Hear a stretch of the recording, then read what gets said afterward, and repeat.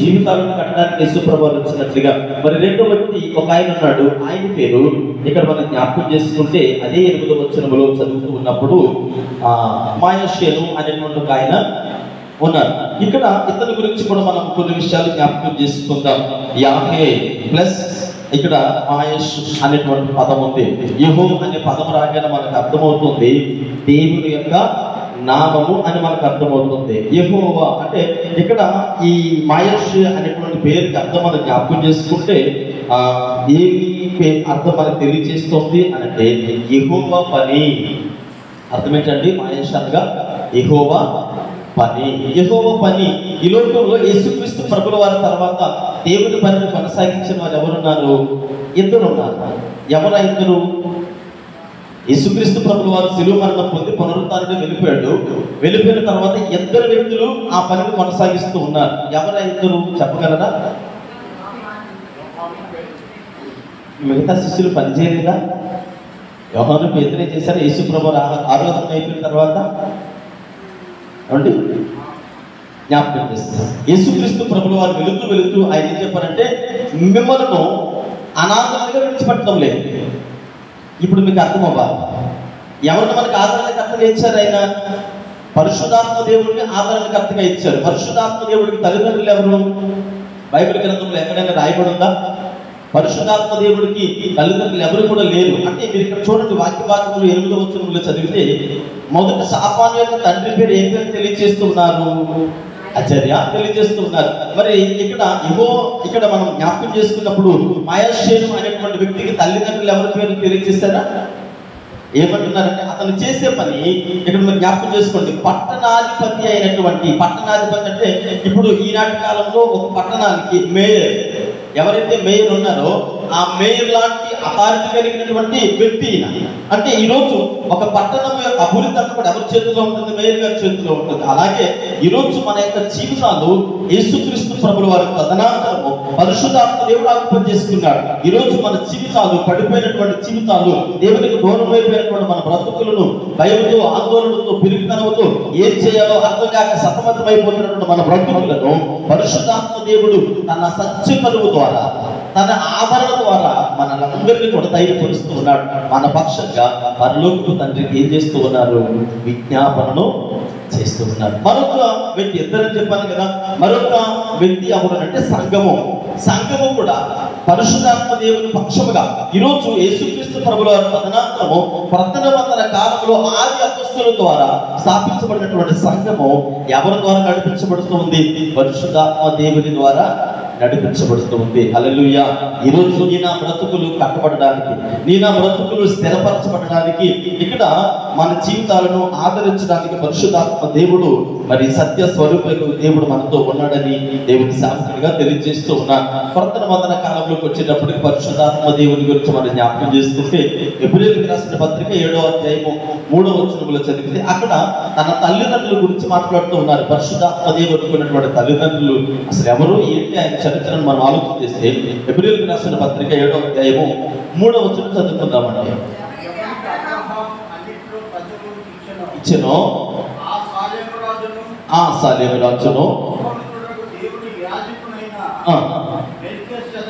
మెల్కీషెదెకు నిరంతరము యాజకుడిగా ఉన్నాడు.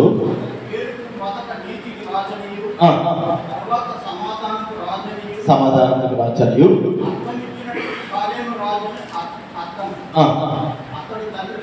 అతడు తండ్రి లేనివాడును తల్లి లేనివాడును. చాలు. ఇక్కడ పాత నిబంధన కాలంలో ఒక సడన్ టైంలో అబ్రహాముకి మెల్కీషెదెకు కనబడ్డారు. అబ్రహాము యొక్క యుద్ధం అంటే లోతును మిగిలిన రాజులను గెలుచుకొని తీసుకుని వస్తున్నటువంటి సందర్భంలో మెల్కీషెదెకు కనబడగానే అబ్రహాము సాష్టాంగ నమస్కారం చేసి అతని చేతుల మీద మరి ప్రభురాత్రి భోజనం అనగా రొట్టె ద్రాక్షరసం తీసుకున్న తర్వాత తన తనకున్నటువంటి ధనములోంచి 10వ వంతు ఆ మెల్కీషెదెకు ఇచ్చి వెళ్ళిపోయాడు. అంటే ఆనాటి కాలంలో మీరు జాగ్రత్తగా గమనించండి, పాత నిబంధన కాలంలో మెల్కీషెదెకు ఉన్నటువంటి చరిత్ర తల్లిదండ్రులు ఎవరు కూడా లేరు. అలాగే కొత్త నిబంధన కాలంలో పరిశుద్ధాత్మ దేవుని గురించి వచ్చేటప్పటికి ఆయన కూడా తల్లిదండ్రులు ఎవరు కూడా లేరు. అందుకనే కొత్త నిబంధన కాలంలో పౌలు అంటారు, పరిశుద్ధాత్మ దేవునికి తల్లిదండ్రులు ఎవరు కూడా లేరు. ఆయన మన జీవితంలో ఉత్తరవాదిగా ఉంటూ ఉన్నాడు, ఆదరణకర్తగా ఉంటూ ఉన్నాడు.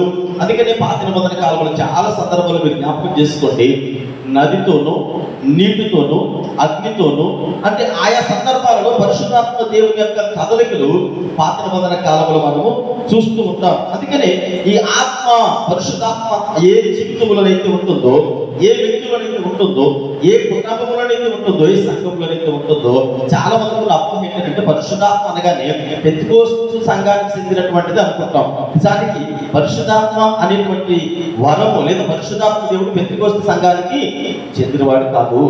బైబిల్ గ్రంథంలో ఆది అపోస్తలులను ఆదరించడానికి, వారిని ధైర్యపరిచి నడిపించడానికి పరిశుద్ధాత్మ దేవుడి లోకానికి వచ్చాడు.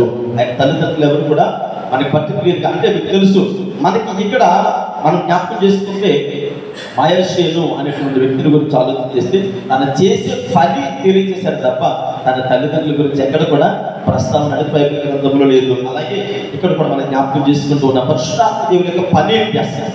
పరిశుద్ధాత్మ దేవుని యొక్క తల్లిదండ్రులు చరిత్ర వారిని పక్కన పెడితే దేవుడు మన పక్షాన్ని ఉంచాడు కనుక అతని పని ఏంటి? పరిశుద్ధాత్మ దేవుడు ఏ వ్యక్తులనైతే ఉంటాడో ఆ వ్యక్తి బాగు చేయబడతాడు, ఆ వ్యక్తి బ్రతుకు కట్టబడుతుంది, ఆ వ్యక్తి సరి చేయబడతాడు. ఏదైనా పని చేయాలనుకున్నప్పుడు భయపడతాడు, ఎందుకని తనలో పరిశుద్ధాత్మ దేవుడు తనను నొచ్చుకునేలా చేస్తాడు. అందుకని ఆది అపోస్తలుల సంఘంలో మీకు తెలుసు, పేతురు ప్రసంగిస్తున్నప్పుడు హృదయంలో మిగిలినటువంటి వారందరూ ఏం చేశారు? ప్రసంగాన్ని విని నొచ్చుకున్నారు రాయబడుతుంది. హల్లెలూయా. వారు హృదయమందు నొచ్చుకొని, అయ్యా మేమేం చేయాలి ఇప్పుడు అని బ్రతిమలాడుకున్నారట. అంటే మీరు మారు మనసు పొంది పాప క్షమాపణ నిమిత్తం ప్రతివాడును బాప్తిస్మము పొందాలని తెలియజేస్తూ, అంటే పరిశుద్ధాత్మ దేవుడు ఒప్పింపజేస్తాడు. అందుకని ఎవరు కూడా సాధ్యమైనంత వరకు పరిశుద్ధాత్మ దేవుడు ఎవరి జీవితంలో అయితే ఉంటారో వారి బ్రతుకులు కట్టబడతాయి, సరిచేయబడతాయి. అందుకనే ఇక్కడ యెహెజ్కేలు గ్రంథము 47వ అధ్యాయము 7వ వచనం నుండి మనం చదువుకుందాం. పరిశుద్ధాత్మ దేవుని యొక్క పనేంటో ఇక్కడ జ్ఞాపకం చేసుకుందాం. చూడండి, యెహెజ్కేలు గ్రంథము 47వ అధ్యాయము 7వ వచనం నుండి చదువుతాం. యెహెజ్కేలు గ్రంథము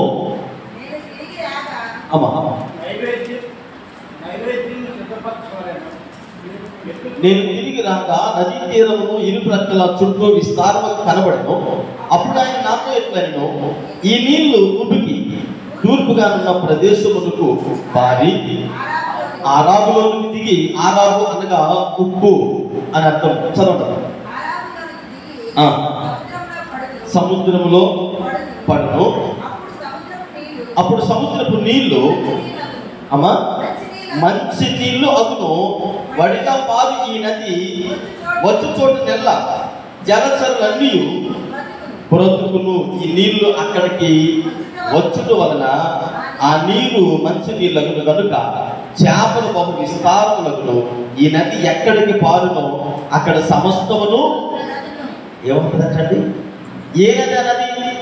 పాత నిబంధన కాలంలో పరిశుద్ధాత్మ దేవుడిని ఎలా పోల్చుతున్నారని చెప్పాను? నదితోనూ అగ్నితోనూ నీళ్లతోనూ మంచు ద్వారా, అంటే ఆయా పదాలలో పరిశుద్ధాత్మ దేవుడిని పాత నిబంధన కాలంలో సంబోధిస్తూ ఉన్నారు. ఇక్కడ కొత్త నిబంధన కాలంలో మనం జ్ఞాపకం చేసుకుంటున్నప్పుడు మన బ్రతుకులు మనము మరి గుర్తుకు తెచ్చుకుంటున్నప్పుడు మనకు తెలుసు, బలమైనటువంటి గాలి వంటి శబ్దం, అంటే శబ్దం అంటాము, అగ్ని స్వరూపిగా పరిశుద్ధాత్మ దేవుడు మనము ప్రస్తావన గురించుకుంటూ ఉన్నారు. అందుకని ఇక్కడ జ్ఞాపకం చేసుకుంటే ఆ నది సముద్రం నీరు ఎలా ఉంటుంది? ఉప్పుగా ఉంటుంది. అంటే ఈ ఉప్పు సముద్రంలోనికి ఒక నది రాగానే ఆ నది నీరు అంటే పొరులు ఎప్పుడైతే నది సముద్రంలో కలిసిందో ఆ నీరు మంచిగా మారిపోతుంది. ఏ నీరది? సముద్రం అనేటువంటి మన బ్రతుకులు, మన జీవితాల్లో మనం జ్ఞాపకం చేసుకుంటున్నప్పుడు చాలా భయంకరమైనటువంటి, సముద్రంలో ఎన్ని రకాలైనటువంటి చేపలు అవన్నీ దొరుకుతాయో మన బ్రతుకులు అన్ని రకాలైనటువంటి క్వాలిఫికేషన్లు కూడా ఉంటాయి. అంటే మన బ్రతుకులు చాలా నిలవ ఉంటాయి అన్నమాట. ఉప్పు ఉన్న చోట మీరు చూడండి, ఎప్పుడైనా ఏదైనా పాడవకుండా నిల్వ చేయాలంటే దాన్ని ఏంట్లో నానబెడతారు? ఉప్పు నీటిలో నానబెడతారు. ఉప్పు ఎక్కడైతే ఉంటుందో అక్కడ ఏది కూడా పాడవదు. ఈరోజు చెడుని దాచుకునే విషయంలో మనం ఎంత జాగ్రత్త తీసుకుంటామంటే దాన్ని వదులుకోవడానికి ఇష్టపడం. అలాగే ఇక్కడ నది అనగా పరిశుద్ధాత్మ దేవుడు ఏ వ్యక్తి జీవితంలోనైతే ప్రవహిస్తూ ఉన్నాడో ఆ వ్యక్తి జీవితం మార్పు చెందుతూ ఉంది. పరిశుద్ధాత్మ దేవుడికి మనకు స్థానం లేదు. పరిశుద్ధాత్మ దేవుడు అంటే మనకు అంతగా అవగాహన లేదు. అసలు పరిశుద్ధాత్మ దేవుడు అంటే ఎవరు? యేసుక్రీస్తు ప్రభువు అంటే ఎవరు తెలుసండి నాకు. యెహోవా దేవుడు అంటే తెలుసు. ఆయన సర్వలోకాన్ని సృష్టిని కలుగు చేశాడు కనుక యెహోవా దేవుడు నాకు తెలుసు. యేసుక్రీస్తు ప్రభువు వారి లోకానికి వచ్చారు. ఆయన మనుషుడుగా 33 సంవత్సరాల లోకంలో జీవించాడు, సంచరించాడు కనుక ఆయన గురించి కూడా తెలుసు. పేతురు గురించి తెలుసు, యోహాను గురించి, బర్నబా, పేతురు వీళ్ళందరూ తెలుసు, పౌలు. కానీ పరిశుద్ధాత్మ దేవుడు ఎలా ఉంటాడు? ఆయన ఎప్పుడైనా ఎవరికైనా కనిపించాడా? ఎలా ఉంటాడు ఆయన అని అంటే ఆత్మస్వరూపిగా ఈరోజు మన అందరి మధ్యలో ఆయన ఉంటూ ఉంటాడు. హల్లెలూయా. ఆయన ఆత్మస్వరూపిగా ఉంటూ ఉన్నాడు కనుక అందుకనే పరిశుద్ధాత్మ దేవునితో పాటుగా మరి దృఢ నిశ్చయత కలిగి పనిచేసేటువంటి వ్యక్తి ఇంకొక వ్యక్తి ఎవరంటే సంఘము. సంఘము పరిశుద్ధాత్మ దేవునికి అన్యోన్యత కలిగి చేయాలి. అందుకనే ఆర్యపోస్తుల సంఘములో ఏమనున్నదంటే వారు రొట్టె విరుచుట యందును, ప్రార్థన చేయుట యందును, సహవాసమందును, ఇంటింట ఏమంటే ఇంటింట అంటే ఎవరింటి దగ్గర వాళ్ళగా ప్రతి ఇంటి కూడా అంటే ప్రతి ఇంటి దగ్గర ప్రతి కుటుంబంతో ఎలాంటి సత్సంబంధాన్ని కలిగి ఉండాలి. అందుకని పరిశుద్ధాత్మ దేవుని విషయంలో సమాధానములకు కర్త, శాంతికి నిలయం పరిశుద్ధాత్మ దేవుడు ఈరోజు మన జీవితాల్లో ఉండలేకపోవడానికి గల కారణము మన యొక్క జీవితం ఎలా కనబడుతుంది. హెస్కేలు ప్రవక్త తెలియజేసినట్లుగా అదొక భయంకరమైనటువంటి సముద్రము. ఏంటి సముద్రం అంటే నీ నా జీవితాలే సముద్రానికి సాదృశ్యంగా ఉన్నాయి. పరిశుద్ధాత్మ దేవుడు నది వల్ల నీళ్ళు ప్రవహించకపోతే ఆ మంచి నీళ్ళు అక్కడ మీరు చదవండి, ఆ నది అందులో ప్రవహించగానే ఆ నీళ్ళు ఏ నీళ్ళు అయ్యాక మంచి నీళ్ళుగా మారిపోయాయి. అంత మాత్రమే కాదు, అక్కడ ఉన్నటువంటి చేపలన్నీ కూడా ఒక విస్తారముగా బ్రతికెను అని రాయబడింది. ఈరోజు మన జీవితాలలో, మన హృదయంలో, మన కుటుంబంలో, సంఘములో లేదా సమాజంలో మనం ఎలాంటి జీవితాన్ని వెళ్ళబుచ్చుతూ ఉన్నాం. పరిశుద్ధాత్మ దేవుడు మనల్ని మరి ఏ విధంగా తయారు చేయాలనుకుంటూ ఉన్నాడంటే అనేకులకు ఆశీర్వాదకరమైనటువంటి బిడ్డలుగా దేవుడు మనల్ని మార్చాలనుకుంటూ ఉన్నాడు. ఈ ప్రార్థనా సహవాసాలు మనం కూడుకోవడానికి ఒక చక్కటి ఆధిక్యతను ఇచ్చాడు కనుక పరిశుద్ధాత్మ దేవుని యొక్క మెల్లని స్వరము కొరకు మనం కనిపెట్టే వారిగా ఉండాలి. ఒక వ్యక్తిని మీకు పరిచయం చేస్తాను. మోషేతో పాటుగా దేవుడు ఒక వ్యక్తిని ఇచ్చాడు. మోషే అన్నాడు, అయ్యా నేను మాట్లాడలేదే, నేను అంతవాడిని, నాకు అసలు మాట నేర్పడతాను లేదు కదా, నేనేం చేయగలను అన్నట్టు దేవుడు ఎవరికి తోడుగా ఇచ్చాడు? ఎవరికండి? అహరోను ఇచ్చాడు. నిజానికి అహరోను స్థితిగతులు ఏంటి? అహరోను మంచోడైనా? అహరోను సాక్ష్యం ఏంటి? మీకు తెలుసు, అహరోను అబద్ధం ఆడినటువంటి వ్యక్తి, అహరోను విగ్రహారాధనకి ప్రోత్సహించినటువంటి వ్యక్తి, అహరోను మోషే మీద అనగా యాజకుడైనటువంటి దేవుని సేవకుడైనటువంటి మోషే మీద తిరుగుబాటు చేసినటువంటి వ్యక్తి. అంటే సరైనటువంటి భయభక్తులు లేనటువంటి క్రమమును ఎవరు కలిగి ఉన్నారు? ఎవరు కలిగి ఉన్నారు? అహరోను కలిగి ఉన్నాడు. అంటే ఇలాంటి వ్యక్తికి దేవుడు ఎంత గొప్ప స్థానం ఇచ్చాడంటే యాజకుడు స్థానం ఇచ్చాడు. భయంకరమైన సముద్రం అది. అహరోను జీవితము ఒక భయంకరమైన సముద్రము, దుర్వాసన, అబద్ధములకు నిలయము, వ్యతిరేకతకి నిలయము, అన్నిటికీ నిలయమైనటువంటి యాజకుడైనటువంటి లేవుడైనటువంటి అహరోను తీసుకెళ్లి దేవుడు ఎక్కడ కూర్చోబెట్టాడు? చదవండి 133 కీర్తన భాగము 2వ చరణం నుండి. మరి దేవుడు అహరోనుకి ఇచ్చినటువంటి స్థానము మనం జ్ఞాపకం చేసుకుందాం. 133 కీర్తన భాగము 2వ చరణం నుండి చదువుకుందాం. అది తల మీద పోయబడి అహరోను గడ్డము మీదుగా కారి అతని అంగీల అంచు వరకు దిగజారిన పరిమళ తైలము వలె నుండును. సియోను కొండ మీదకి దిగవచ్చు ఎరుమోను మంచు వలె నుండును. ఆశీర్వాదమును శాశ్వత జీవమును అచ్చట నుండవలెనని యెహోవా. ఎవరండి ఈయన? అబద్ధికుడు అంటే అబద్ధములు ఆడేటువంటి వ్యక్తి, సేవకుల మీద తిరుగుబాటు చేసేటువంటి వ్యక్తి. అంత మాత్రమే కాదు, ఇశ్రాయేలు ప్రజలందరినీ కూడా విగ్రహారాధన చేసే సమయంలో గద్దించలేదు, ఏం పర్వాలేదని ఒక దూడని చేయించి తీసుకొచ్చి అప్పగించినటువంటి వ్యక్తి. ఖండించాడా? అంటే ఇలాంటి లక్షణాలు కలిగినటువంటి అహరోను ఏం చేస్తూ ఉన్నాడు? దేవుని యొక్క అభిషేకము, పరిశుద్ధాత్మ అభిషేకము, పరిమళ తైలం ఎప్పుడైతే తన యొక్క తల మీద నుండి అంగీ చివరి వరకు వచ్చిందో ఎన్నిక లేనటువంటి అహరోను ఒక గొప్ప యాజకుడిగా మారిపోయాడు. హల్లెలూయా, హల్లెలూయా. ఈరోజు నీ బ్రతుకు ఎలా ఉందో నాకు తెలియదు. సముద్రము ఎంత భయంకరమైనటువంటి దుస్థితి కలిగి ఉంటుందో అంతకంటే భయంకరమైన ఆలోచన విధానాలు కలిగి ఉండొచ్చు. అయ్యా, నా బ్రతుకు చెడిపోయినటువంటి నా బ్రతుకు, పడిపోయినటువంటి నా బ్రతుకు, పాడైపోయినటువంటి నా జీవితాన్ని ఈరోజు నేను దేవునికి మరి ఆయన యొక్క పాద సన్నిధానానికి అప్పగించుకోవడానికి ఇష్టపడుతూ ఉన్నాను. పరిశుద్ధాత్మ దేవుడు ఎందుకు వచ్చాడు అంటే ఆయన తల్లిదండ్రుల గురించో లేదంటే ఆయన యొక్క మరి గుణగణాల గురించో ప్రస్తావన చేయకుండా ఇక్కడ ఆయన జ్ఞాపకం చేస్తూ ఉన్నాడు. సాతాను అనగా యేసుక్రీస్తు ప్రభుల వారికి సాదృశ్యంగా మనం జ్ఞాపకం చేసుకుంటూ ఉన్నాము. ఇక్కడ మాయా అనేటువంటి అనేటువంటి వ్యక్తి గురించి మనం ఆలోచన చేస్తే పరిశుద్ధాత్మ దేవుడికి సాదృశ్యంగా ఉన్నాడు. యెహోవా పని, దేవుడి పని ఎవరు చేస్తూ ఉన్నారు? భక్తి పరిశుద్ధాత్మ దేవుడు తన పని మనల్ని ప్రోత్సహించడమే, మనల్ని సరిచేయడమే, మనల్ని దేవుడి సన్నిధికి నడిపించడమే. మన కష్టములు ఉన్నప్పుడు మన పక్కన ఉండి వెనుకడుతూ ఉంటాడు. ఆనందములు ఉన్నప్పుడు మనతో కలిసి ఆనందిస్తూ ఉంటాడు. మీరు చూడండి, ఎప్పుడైనా బాగా అలసిపోయి ప్రార్థన చేయాలని ఉన్నప్పటికీ ప్రార్థన చేయకుండా అలా ఉండిపోతే మనకు తెలియకుండానే మన యొక్క మూలుగులతో కూడిన ప్రార్థన మనం చేస్తుంది. అప్పుడప్పుడు మోకరించి అలా ఉండిపోతాం ప్రార్థన చేయాలి, కానీ నోరు పెగిలించి మాట్లాడలేం. కానీ మన మనసు ఏం చేస్తూ ఉంటుంది?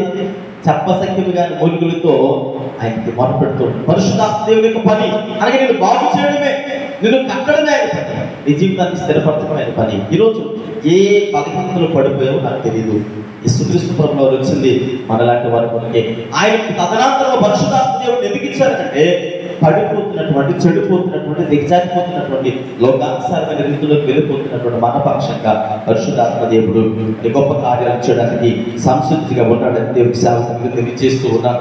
చూడండి, మరి ఒకటి పరిశుద్ధాత్మ దేవుడు, ఇంకొకరు ఎవరన్నాను? ఎవరండి? సంఘము. సంఘము పని ఏంటి అసలు? సంఘం ఏం చేయాలి? సంఘములో ఉండేటువంటి విశ్వాసుల యొక్క నడవడిక ఏంటి? సంఘములో ఉన్నటువంటి విశ్వాసుల యొక్క స్థితిగతులు ఏంటి? ఏం చేయాలి అసలు? సంఘానికి, సేవ పరిచర్యకి సహకారులుగా ఉండాలా, లేదంటే దేవుని రాజ్య వ్యాప్తి కొరకు సాక్షులుగా నిలబడాలా అని అంటే ఇక్కడ మీరు జ్ఞాపకం చేసుకోండి. పరిశుద్ధాత్మ దేవుని పని ఏంటంటే సంఘ స్థాపనలో అనేక మంది వ్యక్తులను నియమించడం, ఏర్పాటు చేయడము. అందుకనే అపోస్తలుడైన పౌలు గారు ఇక్కడ మనం జ్ఞాపకం చేసుకుంటే ఒక వ్యక్తిని మనకు పరిచయం చేస్తూ ఉన్నారు. చూడండి, ఫిలిప్పీలకు రాసిన పత్రిక 2వ అధ్యాయం 21వ వచనం చదవండి. ఫిలిప్పీ పత్రిక 2వ అధ్యాయము. పరిశుద్ధాత్మ దేవుని పని అమ్మా, అందరూ తమ సొంత కార్యములని కానీ యేసుక్రీస్తు కార్యములను ఎవ్వరు కూడా, పరిశుద్ధాత్మ దేవుడు ఏం చేస్తూ ఉన్నాడు? తన సొంత కార్యాలను చూసుకుంటూ ఉన్నాడా? ఈరోజు మనకు దేవుడికి దూరం అయిపోతున్న మన హృదయాలను బట్టి మనల్ని ఎక్కడికి నడిపిస్తూ ఉన్నాడు? ఆయన దేవుడి సన్నిధికి నడిపిస్తూ ఉన్నాడు. మనం వెళ్ళే మార్గం కరెక్ట్ కాకపోతే మనల్ని వెంటనే ఆయన గద్దిస్తాడు. ఇది తప్పు అని మనల్ని అంటే కరెక్ట్ చేయడానికి ప్రయత్నిస్తూ ఉంటారు. కొద్ది దినాలు తప్పుకొని తిరుగుతున్నప్పటికీ ఏదో ఒక రోజు ఖచ్చితంగా నేను దొరక్క తప్పదు. కానీ సంఘము పని ఏంటంటే ఇక్కడ పౌలు అంటాడు, అందరూ తమ సొంత కార్యాలను చూసుకుంటున్నారట. నేను, నా భార్య, నా పిల్లలు, నా ఇల్లు, నా బండి, నా వాకి, ఏదో ఒక సంథింగ్ నా ఉద్యోగం, అంటే ఇదే జీవితం. పరిశుద్ధాత్మ దేవుడు యేసు ప్రభువు అప్పగించిన పరిచర్యలో ఉన్నారు. ఈరోజు సంఘం ఏం చేయాలి? దేవుని పని కూడా వారు కూడా బాధ్యత కలిగి చేయాలి. అందరూ కలిసి ఏం చేయాలి? సంఘం అంటే అసలు ఎవరు ఒకరిద్దరు కాదు, అనేక కుటుంబాలు క్రీస్తు రక్తంలో కడగబడినటువంటి బిడ్డల సముదాయం కనుక వారు కూడా చేయాలి. నిజానికి ఒక వ్యక్తి ఉన్నాడండి బైబిల్ గ్రంథంలో, అపోస్తలుడు పౌలు గారితో పాటుగా ఒక ఆయన ఉన్నాడు. ఇక్కడ ఎపఫ్రోదితు అనేటువంటి ఒక ఆయన ఏం చేస్తాడంటే పౌలుకి తోడుగా ఉన్నాడు, పరిచారికగా ఉన్నాడు. పరిచారికగా ఉంటూ ఏం చేస్తాడు అని అంటే పౌలుకి చాలా బలహీనమైపోయింది, బాగలేదు, చాలా అనారోగ్యంతో ఉన్నప్పుడు ఇతని దగ్గరికి కూర్చొని సేవలు చేస్తూ ఉన్నాడు. పౌలు గారికి సహచారిగా ఉంటూ ఉన్నాడు. పౌలు గారు సువార్త ప్రకటిస్తూ ఉన్నాడు. ఈయన కూడా సువార్త ప్రకటిస్తూ ఇతను ఏం చేస్తున్నాడంటే తీసుకుని వచ్చి ఆహారాన్ని పౌలుకి పెడుతూ ఉన్నాడు. పౌలు గారు అడిగారు, ఎప్పుడు తిన్నావా అంటే, అయ్యా తిన్నానయ్యా, నేను నిజం చెప్పి తిన్నావాడు, నేను తిన్నానయ్యా అంటే ఇక్కడ మీరు జాగ్రత్తగా గమనించండి. ఎపఫ్రోదితు నిజానికి తినలేదు. తన కడుపు కట్టుకొని ఎవరిని పోషిస్తూ ఉన్నాడు? పౌలుని పోషిస్తూ ఉన్నాడు. అంటే తన యొక్క ఆలోచన విధానం జాగ్రత్త జ్ఞాపకం చేసుకోండి. పౌలు గారు నిలబడితే అనేక ఆత్మలు దేవుని సన్నిధికి ఏం చేయబడతాయి? నడిపించబడతాయి. నేను పౌలు గారికి పరిచారకుడు కనుక ఇప్పుడు నేను సహకరించాలని పౌలు గారి దగ్గర నుండి పౌలు ఒకానొక సమయంలో ఫిలిప్పీ సంఘానికి ఒక ఉత్తరం రాశాడు. ఈ ఉత్తరం రాసి పంపిస్తున్నప్పుడు ఫిలిప్పీ సంఘానికి ఎఫెసు ఆ ఉత్తరం పట్టుకుని బయలుదేరాడు. బయలుదేరితే చాలా ప్రయాస, తను కూడా అనారోగ్యంతో ఉన్నాడు, బలహీనుడైపోయాడు. పట్టుకొని వస్తూ ఉంటే తనకి చాలా మంది చాలా రకాలుగా మాట్లాడుతూ ఉన్నారు. అయ్యా నీ కూడా బాగోలేదు కదా, పౌలు ఇచ్చిన ఉత్తరం అంత అవసరమైన పట్టుకుని వెళ్ళడం, ఇప్పుడు ఆ ఉత్తరం పట్టుకెళ్ళకపోతే ఫిలిప్పీ సంఘం ఏమైనా పాడైపోద్దా అంటే ఎఫెసు ఇచ్చిన సమాధానం ఏంటంటే, అయ్యా పౌలు గారు ఇచ్చినటువంటి మాటలు ఆయన సొంత మాటలు కాదు, దేవుడు తన హృదయ ప్రేరేపణ ద్వారా కలుగు చేసినటువంటి మాటలు. ఈ మాటలు నేను ఫిలిప్పీ సంఘానికి అందిస్తే ఆ ఫిలిప్పీ సంఘములు నశించిపోయేవారు, దిగజారిపోయేవారు, లోకానుసారమైన జీవితానికి అలవాటు పడిన వారు ఈ మాటలు చదవడం ద్వారా వారు బ్రతుకులు ఏం చేయబడతాయి? కట్టబడతాయి. దేవుని పని కోసం అంతగా ఆలోచించలేదు వారు. ఎప్పుడు నాది నాది నాది ఇదే జీవితం గడిపేటువంటి బిడ్డలు ఎవరైతే ఉన్నారో వారికి ఈ మాటలు ఒక హెచ్చరికలాగా వారి హృదయాన్ని అంటుకుంటే దేవుని సంఘాన్ని స్థాపించే విషయంలో, దేవుని సంఘాన్ని కట్టే విషయంలో, దేవుని సంఘానికి సహకరించే విషయంలో ఇది నా పని కాదులే. ఒక సామెత ఉంది, మీకు తెలుసో తెలుసో, మాది కాదు ఎవరిదండి, మా ఎక్కడిని అంటారు కదా, ఇది మాది కాదు అంటారు. ఇక్కడ ఏదైనా వస్తువు పడిపోయింది అనుకోండి, ఇలా దాటుకుని వెళ్ళిపోతారు. ఎందుకని? మనం ఎవరిని అంటే ఇప్పుడు ఇది ఎవరి మందిరము? ఇప్పుడు ఎవరు తీసుకెళ్లి ఫిలిప్పీ సంఘానికి ఎదిగిస్తున్నాడనంటే అందరూ తమ సొంత పనులే చూసుకుంటూ ఉన్నారు, దేవుని పనులు ఏం చేయడం లేదు. అందుకని ఆనాడు ఏదైతే ఫిలిప్పీ సంఘాన్ని హెచ్చరించాడో అదే మాటలు పరిశుద్ధాత్మ దేవుడు అయితే నిర్లక్ష్యాన్ని వహించడం లేదు. ఈరోజు పరిశుద్ధాత్మ దేవుడు నిర్లక్ష్యంగా ఉంటే ఇంతమంది దేవుని మందిరములు కూడుకునేవారు కాదు. ప్రపంచంలో ఇన్ని ఆత్మలు దేవుని సన్నిధిలో ఆయన ఆరాధించడానికి సిద్ధపడేవి కాదు. ఆయన సిద్ధపరుస్తూ ఉన్నాడు దేవుని రాజ్య వ్యాప్తి కొరకు. మరి సంఘం కూడా చేయాలి కదా. పరిశుద్ధాత్మ దేవుని పని ఆయన చేశాడు. మరి సంఘం పని ఏం చేయాలి? సంఘానికి తల్లిదండ్రులు ఎవరు? సంఘానికి తండ్రి ఎవరు? పాస్టర్ కదా, పెద్దల ఎవరంటే నాయకుల. సంఘానికి ఎవరు పెద్దలు అంటే యేసుక్రీస్తు ప్రభువు వారే. ఆయన స్వరక్తం ఇచ్చి ఆయన అమూల్యమైనటువంటి రక్తమును దానిపోయి నిన్ను నన్ను కొనుక్కున్నాడు. ఆయన మనం ఆయన సొత్తు. ఇది నా సంఘం అండి. అందుకని పౌలు అన్నాడు, ఇదిగో ఇది పౌలు అపోలో ఎవడో కట్టాడని. మీరు ఒకవేళ అలాంటి ఆలోచనలో ఉంటే ఫిలిప్పీ సంఘంతో కానీ, ఎఫెసు సంఘంతో కానీ, కొలస్సీ సంఘంతో కానీ ఆయన ఏం మాట్లాడుతున్నాడంటే చాలా జాగ్రత్తగా ఉండండి. క్రీస్తు స్వరక్తం ఇచ్చి సంపాదించుకున్న సంఘము. కనుక సంఘం యొక్క బాధ్యత ఏంటంటే దేవుని కొరకు ప్రయాసపడేవారిగా ఉండాలి. నాకు ఎందుకు లేదు, నాది కాదంటే అంటే దేవుడు ఖచ్చితంగా నేను కూడా ఒక రోజు లెక్క అడుగుతాను. పరిశుద్ధాత్మ దేవుడు లెక్క అప్పగించేటువంటి సమయం కొరకు ఆయన చూడండి. ఇక్కడ మనం జ్ఞాపకం చేసుకుంటున్నప్పుడు ఫిలిప్పీ పత్రిక 2వ అధ్యాయము 29వ వచనం నుండి చదవడం ఒకసారి జ్ఞాపకం చేసుకుందాం. 29. అమ్మా నా ఎడల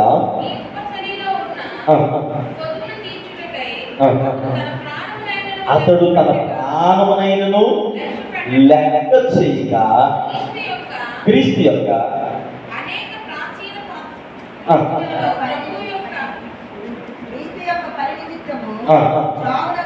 చాలండి. ఎవరో తెలుసండి? ఈయన ఎఫెసు. చావు గురించి కూడా ఏం చేయడం లేదు అనుకున్నారంటే ఉత్తరం అంత అవసరమాను ఫిలిప్పీ సంఘానికి పట్టుకున్నాడు. ఉత్తరం పట్టుకునే చచ్చిపోతావు అని అంటే చావును కూడా లెక్క చేయలేదట. సంఘం యొక్క బాధ్యత ఏంటంటే ఈరోజు అనేకులకు దేవుని వాక్యం అందించే విషయంలో అయ్యారండి. మరి మాకు కూడా అవకాశం ఇస్తే మరి మేము కూడా వాక్యాన్ని ప్రకటిస్తామని అంటే ఒక మాట మీకు తెలియజేస్తాను. పరిచారకుడు ప్రవక్త కాగలడు.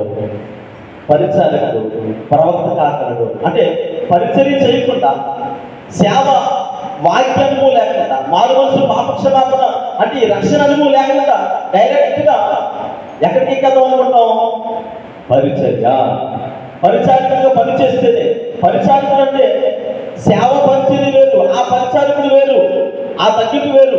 ఇక్కడ ఎఫెసు చేసిన పని పరిశుద్ధాత్మ దేవుడు ఎవ్వరికి కూడా ప్రత్యక్షంగా ఇదిగో నేను ఇలా చేస్తూ ఉన్నాను అని తనను తాను ప్రత్యక్షపరచుకోలేదు. అంటే ఇన్నర్గా ఉన్నారు. ఆయన ఎవరికి కనపడేటువంటి పని కాదు, ఇన్నర్గా ఉన్నారు. కానీ అలాగే ఎఫెసు కూడా తన ప్రాణం కూడా లెక్క చేయకుండా కొద్దిపాటి దేవుడు కొట్టే కదా, దేవుడు నాకు ఇక్కడ అప్పగించాడు, ఇచ్చిన రక్షణకి సాదృశ్యంగా నిలబడ్డాడు. ఈరోజు మనం ఎలా నిలబడుతూ ఉన్నాం? ఇచ్చిన పనిలో అంటే దేవుడికి రక్షణ ఇచ్చేస్తాడు కదా అని వదిలేస్తే ఈరోజు అనేక కుటుంబాల దగ్గరికి మనం వెళ్ళబోతూ ఉన్నాం, అనేక ప్రాంతాలను దర్శించబోతూ ఉన్నాం, అనేక గృహాలు చేరుకుని దేవుని వాక్యాన్ని ప్రకటించబోతూ ఉన్నాం. మాటల ద్వారా కానీ, సాక్ష్యముల ద్వారా కానీ, వాక్యముల ద్వారా కానీ ఏ ప్రాంతాలకైతే రానున్న దినాలలో వెళ్ళబోతూ ఉన్నామో, ఏ ప్రాంతాలకైతే రానున్నటువంటి రోజుల్లో ఆ గృహం చేరుకొని మనము దేవుని గురించి మాట్లాడబోతూ ఉన్నామో, అదేంటంటే మీరే కదా మాట్లాడతారు అని అంటే పాస్టర్ గారు మాట్లాడతారు. ఓకే, అక్కడికి వెళ్ళిన తర్వాత మన యొక్క ప్రవర్తన ఎలా ఉంది, మన బిహేవియర్, మన యొక్క మాట విధానము నలుగురు మనల్ని చూస్తున్నప్పుడు ఎలాంటి కదలికలతో మనం ఉంటూ ఉన్నాం. పరిశుద్ధాత్మ దేవుడు మనకు నేర్పించేటువంటి ఆలోచన విధానం ఏంటంటే నీ ప్రవర్తన కూడా అక్కడ ఏం చేస్తారు అనేకులు. ఏ ప్రాంతానికైతే వెళుతూ ఉన్నామో అక్కడికి వెళ్ళిన తర్వాత పాటలు మాత్రమే కాదు, వాక్యం మాత్రమే కాదు, మన ప్రతి కదలికల ద్వారా మన చుట్టుపక్కల వారు ఏ గృహానికైతే చేరుకుని దేవుని వాక్యాన్ని మనం ప్రకటించబోతున్నామో అక్కడ ఏం చేస్తారంటే ఏంటంటే మీరు ఏదో చేస్తున్నారు, ఏం చేస్తున్నారు అని అక్కడ ప్రతి కన్ను మనల్ని ఏం చేస్తుంది, అబ్జర్వ్ చేస్తుంది. యాకోబు విషయంలో చూడండి, చావును కూడా లెక్క చేయలేదట. అనేకులు అది చూసిన తర్వాత అనుకున్నారు నిజంగా దేవుని ప్రేమ కలిగిన వారు ఇలా ఉంటారు, దేవుని సన్నిధిలో ఇలా ఉంటారు. అంటే దేవుని పని మహేశ్వరు అనగా దేవుని పని కరెక్టే, ఒకరి మీద ఉంచేది కాదు. దేవుని పని అంటే ఎవరికి అప్పగించినటువంటి పనిలో వారి నమ్మకస్తులుగా ఉండాలి, ఎవరు బాధ్యత వారు నిర్వహిస్తూ ఉండాలి. అంటే బాధ్యత అంటే ఎవరికి ఏదో అప్పగించాలని కాదు, దేవుడిని చక్కటి ఆధిక్యతను ఇచ్చాడు. విశ్వాసిగా మన సాక్ష్యమును కాపాడుకొని, మన ప్రవర్తన కాపాడుకొని, మన నోటిని కాల్చుకొని ఏ ప్రాంతానికి అయితే వెళుతున్నామో ఆ కుటుంబ అవసరత ఏంటో నలుగురితో కలిసి ప్రార్థన చేస్తున్నప్పుడు మనము ఆ పత్రిక అంటే నీ ప్రవర్తన అనే పత్రిక ఆ చుట్టుపక్కల ప్రాంతం అంతటి కూడా ఎలా ఉంటుంది తెలుసా, రేపు పొద్దున్న చదువుకోవడానికి ఉంటుంది, ఫలానా వ్యక్తి యొక్క జీవిత సాక్షి ఇదండి అని. అందుకనే ఇక్కడ మనం జ్ఞాపకం చేసుకుంటూ ఉన్నాం. చూడండి, ఒక మాట జ్ఞాపకం చేస్తూ ఉన్నాను. ఎపిసోడ్కి రాసిన పత్రిక 5వ అధ్యాయం 10వ వచనం చూడండి. ఎపిసోడ్కి రాసిన పత్రిక 5వ అధ్యాయం 10వ వచనం, ప్రభువుకి ఏది ప్రీతికరమైనదో దాన్ని పరీక్షించుచు వెలుగు సంబంధుల వలె. అమ్మ పరీక్షించేసామన్నాడు, పరీక్షించుచు అన్నారు. అంటే ఎక్కడికి వెళ్ళినా ఒక క్రైస్తవ విశ్వాసం, ఒక దైవజనుడు, దేవుని బిడ్డలుగా మనం ఏం చేయాలి అంటే ప్రభువుకి ఏది ప్రీతికరమో దాన్ని పరీక్షించుచు వెళ్ళిపోవాలంటే. ప్రభు ఆయాసకరమైనది చేయండి అనలేదు, ఏది ప్రీతికరమో, ఏది దేవునికి ఇష్టకరమైనది, ఏది ఇష్టకరమైనది అంటే బైబిల్ గ్రంథంలో చాలా లేఖ భాగాలు ఉన్నాయి. రానున్న దినాల్లో జ్ఞాపకం చేస్తాను, ఆయా పరిస్థితులను బట్టి ఖచ్చితంగా ఇవన్నీ మీకు జ్ఞాపకం చేస్తాను. ఖచ్చితంగా ఒక మాట అయితే మీకు పరిచయం చేస్తూ ఉన్నాను. చూడండి, ఇక్కడ చూడండి, ఒక మాట చదువుకొని మనం ముందుకు వెళ్దాం. చూడండి, ఒక మాట చదువుకుందాం. ఇర్మియా గ్రంథము 9వ అధ్యాయము 23, 24 వచనాలు చదువుకుందాం. ఇర్మియా గ్రంథము 9వ అధ్యాయం 23, 24 వచ్చిన ప్రభువుకి ఏది ప్రీతికరమో యెహోవా ఎలాగ సెలవిస్తున్నాడు, జ్ఞాని తన జ్ఞానమును బట్టి, సూర్యుడు తన సూర్యమును బట్టి అతిశయింపకూడదు, ఐశ్వర్యవంతుడు తన ఐశ్వర్యమును బట్టి అతిశయింపకూడదు. అతిశయించువాడు దేనిని బట్టి అతిశయింపవలెను, భూమి మీద కృప చూపుచు నీతి న్యాయములు జరిగించుచున్న యెహోవాను నేనే అని గ్రహించి నన్ను పరిశీలనగా, ఎలాగంటే పరిశీలనగా అంటే కొంతమంది వృద్ధులు ఉంటారు, 80 సంవత్సరాలు 90 సంవత్సరాల మధ్యలో ఉన్న వారికి కొద్దిగా దృష్టి దూరదృష్టి అవుతూ ఉంటారు. మనం దగ్గరికి వెళ్ళినా వాళ్ళకి కనబడదు, ఇలా చూస్తూ ఉంటారు. వాళ్ళు ఎవరు మీరు అని ఇలా చెయ్యాలని పెట్టుకొని వస్తారు. అంటే వాళ్ళ యొక్క వాళ్ళ దృష్టి ఏమైంది, మందికి వెళ్ళింది అంటారు. మందికి వెళ్ళిందంటే వాళ్ళు ఏం చేస్తున్నారు, మనల్ని మ్యాక్సిమం అబ్జర్వ్ చేయడానికి, మనల్ని గుర్తుపట్టడానికి, మనల్ని పరిశీలనగా చూస్తారు. అంటే ఈరోజు మనం దేని బట్టి అతిశయిస్తూ ఉన్నామో మనల్ని మనమే మన బ్రతుకులోకి తొంగి చూసుకోవాలట. హల్లెలూయా. తొంగి చూసుకోకపోతే మనం నిజమైనటువంటి క్రైస్తవులమే కాదు. నేనేం చేస్తూ ఉన్నానో నా బ్రతుకులో నేను తొంగి చూసుకోవాలి. పరిశుద్ధాత్మ దేవుని పని మీరు జాగ్రత్తగా గమనించండి. యేసుక్రీస్తు ప్రభువుల రోజుల పని ఆయన పూర్తి చేసుకున్నారు. ఆయన ఎవరు ఇలా వేరు వేరు చూపించడానికి లేదు. పరిశుద్ధాత్మ దేవుడు వచ్చాడు లోకానికి, ఆయన పని ఆయన చేస్తూ ఉన్నారు. అంటే స్వరక్తి నుంచి సంపాదించుకున్నటువంటి వ్యక్తులు ఇద్దరు. యేసు ప్రభువు వెళ్ళిపోతూ సత్య స్వరూపిగా ఆత్మను మనకు ఆదరణకర్తగా అని మనం పిలుపువారిని, అవిశ్వాసులకి, బలహీనులు కనుక మనకు తోడుగా పరిశుద్ధాత్మ దేవుడు ఉంచి వెళ్ళిపోయారు. ఆయన మనకు ఒక్కల మీద బాధ్యత అప్పగించలేదు. అందుకనే ఏ పని తలపెట్టినా మోకరించి ప్రార్థించినప్పుడు పరిశుద్ధాత్మ దేవుడు మన హృదయాలను ధైర్యపరుస్తారు. ఎవరైనా చేస్తాడు ఆయన.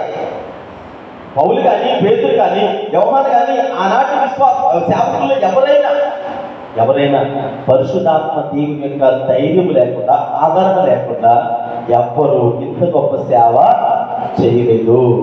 ఈరోజు మన జీవితాల్లో కూడా పరిశుద్ధాత్మ దేవుని సహాయం లేకుండా మన బ్రతుకులు కట్టుకోలేము, బాగు చేసుకోలేము, మనం ఆశీర్వాదాలు పొందుకోలేము, సరి చేయబడలేము, పాపం నుంచి వేరుపరచబడలేము. పరిశుద్ధాత్మ దేవుడు అంటే ఎవరికి తెలియదండి, నేను చేర్చగలుగుతున్నాను అంటే కుదరదు. పరిశుద్ధాత్మ దేవునితో సహా నీవేం చేయాలి? నడవాలి. అందుకని ప్రభుకి ఏది ప్రీతికరమో అది జాగ్రత్తగా మన బ్రతుకులోకి మనమే తొంగి చూసుకోవాలి. అయినా ఒకవేళ నా ఇంటి నీకు ఆయాసకరమైనటువంటి మార్గం ఏదైనా ఉందేమో అని నేను ఒకసారి పరిశీలన చేసుకుంటాను. పౌలు అంటారు చోట, ఇదిగో నేను ఒకప్పుడు అలాంటి వాడిని, అంటే హింసకులను, హానికరులను, దోషకులను అని చెప్పి ఇప్పుడు అంటాడు, నేను ఇతరులకు బోధించిన తర్వాత నేనే పరిశుద్ధుని అయిపోతానేమో అన్నట్టు. ఇతరులకు బోధించిన తర్వాత నేనే భ్రష్టుడనైపోదునేమో. కాబట్టి నన్ను నేను ఏం చేసుకుంటూ ఉన్నాను?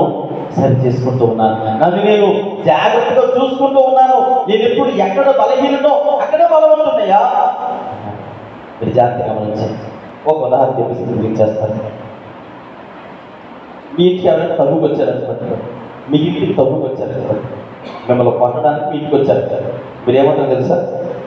మీరేమంటారు? మీ ఇంటికి వచ్చారనుకోండి, ఎవరైనా మీ ఇంటి మీదకి వస్తే ఊరుకుంటారా, కొడతారా? ఏమంటే కొడతారా, ఊరుకుంటారా? మీ ఇంటి మీదకి వచ్చారు, 4-5 మీ ఇంటి మీదకి వచ్చారు, మీ ఇంట్లో 10 మంది ఉన్నారు, కొడతారా, వదిలేస్తారు?